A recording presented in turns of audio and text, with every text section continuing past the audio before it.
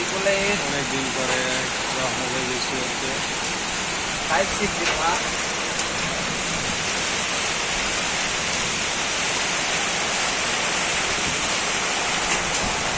গমা যায় নাই সাথে প্রচুর পরিমাণে বৃষ্টি, রহমতের বৃষ্টি।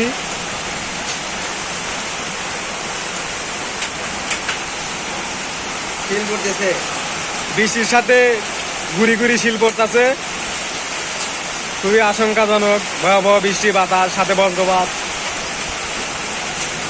এখন কোথায় কোথায় বৃষ্টি হচ্ছে সবাই একটু কমেন্ট বক্সে জানাবেন, ভিডিওটা শেয়ার দিবেন। আমি সিরাজগঞ্জ জেলা থেকে বলছিলাম। হ্যাঁ, আপনারা কোন কোন জেলা থেকে কে কে আছেন আমাদের সাথে?